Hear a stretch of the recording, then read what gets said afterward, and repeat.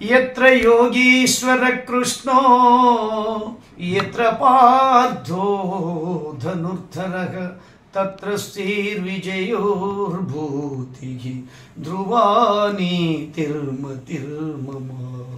యోగీశ్వరుడైన శ్రీకృష్ణ భగవానుడు గాంధీవ ధనుర్ధారి అయిన అర్జునుడు ఎతనుందురో అచ్చడి కీర్తి సంపద స్థిరమగు నీతి ఉండనని నా నిశ్చితాభిప్రాయం. జై శ్రీకృష్ణ.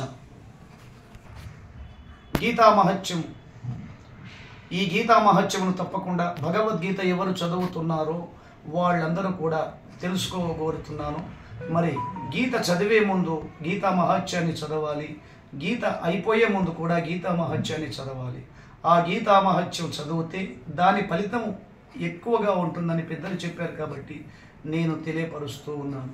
గీతాశాస్త్రమిదం పుణ్యం, గీతాశాస్త్రమిదం పుణ్యం యపఠే ప్రయతస్పుమాన్ విష్ణోపదమవాప్నోతి భయశోకాదివర్జితః.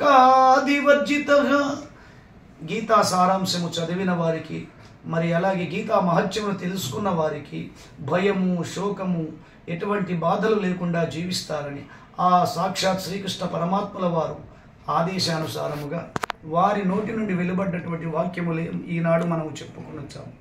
మనకు ఈ జన్మ ధన్యమైనటువంటి విషయంగా భావిస్తూ ఉన్నాను. జై శ్రీకృష్ణ. ఆత్మని కొరకు ఎంత తెలుసుకున్నా తక్కువే. మరి వారు భగవద్గీతలో బోధించినటువంటి ఎన్నో శ్లోకాలు శ్రద్ధావాన్ లభతే జ్ఞానం తత్పరః సంయసేంద్రియగా జ్ఞానం లబ్ధ్వా పరాం శాంతిం అచిరేణాధిగచ్చతి. శ్రద్ధ గలవాడు, గురుసేవ తత్పరాయణుడై గురుభక్తి గలవాడు, ఇంద్రియాలను జయించినవాడు బ్రహ్మజ్ఞానమును పొందుతాడు. బ్రహ్మజ్ఞానమును పొందినవాడు అతి శీఘ్రముగానే ముక్తిని పరమశాంతిని పొందుతాడు. ఆత్మజ్ఞానము పొందగోరెడు జ్ఞానము పొందే వరకు కర్మలు ఆచరించాలి. జ్ఞానము పొందినవాడు కర్మలతో కర్తవ్యములతో పని లేకుండానే శీఘ్రముగానే పరమశాంతిని ముక్తిని పొందుతాడు.